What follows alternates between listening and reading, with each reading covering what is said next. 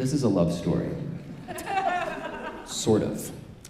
Really, it's the story of all the ways that I misunderstood love during my first 2 romantic relationships. Relationship 1, 6th grade. Let's call her Brooke. She was kind of a tomboy. She was like silly in a way that matched my freak, which I liked, which was good. But I soon discovered that when you are an 11-year-old girl raised with 2 older brothers, your best idea of flirting is like blowing your nose and then taking the tissue and turning it around and showing the like Jackson Pollock painting that you just blasted out of your face. Not a thing for me.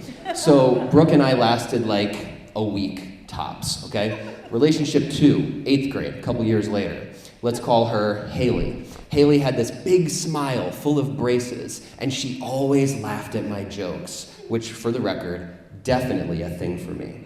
So I decided that the best way to make things official with Haley was on our youth group trip to Hershey Park in the fall. And so when we all loaded into the church van, I made sure that I was sitting like right next to Haley. And through the course of the 2 hours it took to drive from Lancaster or from Scranton all the way to Hershey, Pennsylvania, the 2 of us sat side by side and barely exchanged a single word, which, considering the fact that I am now basically like a professional competitive talker, this was like really bad sign for our future as a couple. But things actually got way worse throughout the course of that day, because also on this trip to Hershey Park was Brooke, my ex from back in 6th grade. And Haley was like determined to just cut Brooke down to size at every possible opportunity. And it got pretty ugly. I'll give you one example. When it was lunchtime, Brooke ordered just a plate of fries for her lunch at Hershey Park. Now, we all know why you would take a day trip to Hershey Park and eat nothing but French fries for lunch, and you can just say it with me on the count of 3, 2, 1. She was saving all of her money to buy a t-shirt of the Christian ska band that we went to Hershey Park to see, obviously, right?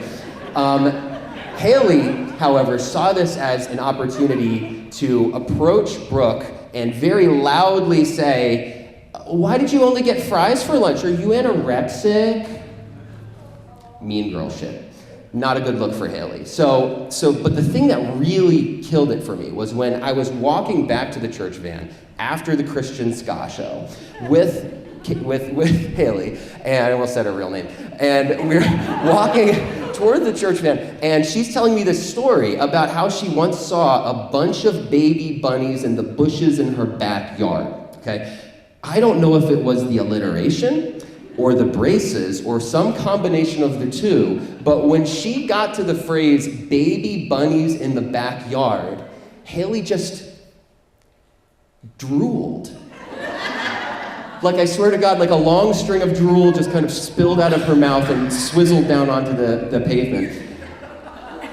Not a thing for me. Not a thing for me. So by the time we got back to the church van, I was like doing everything I could to put as much distance between myself and Haley as possible. And in that, like the scramble of bodies kind of piling into the van, I found myself in the very back seat, right next to Brooke, Tissue Brooke. So for the next 2 hours, I was stuck next to my 6th grade ex, who was now wearing the brand new 5 Iron Frenzy t-shirt that she had just bought with her lunch money. And as soon as that van left the parking lot, Brooke wasted no time, and she immediately started talking about dreams, like weird dreams that she'd had. Now, in my opinion, dreams are maybe the most boring thing you can talk to another person about. Like you want to tell them about the dreams you've had, but do you really want to hear the story of how someone's mom was like a half dinosaur crying in the bathtub? Like, you kind of had to be there. So, Brooke and I talked about dreams for 2 hours straight, and we never got bored. I didn't fall in love with Brooke in the van that night.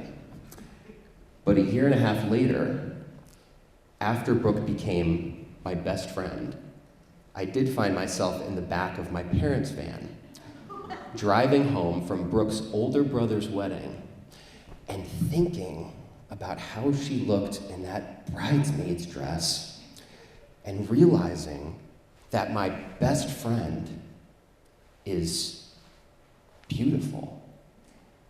And in that moment, it was like all the constellations of my life just suddenly snapped into place. And I felt like I could see my entire future mapped out in front of me.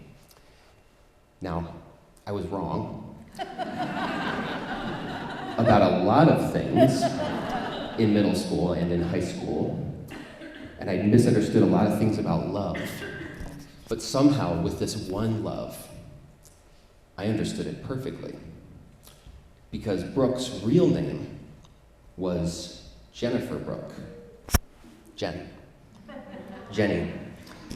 And she's in the room tonight.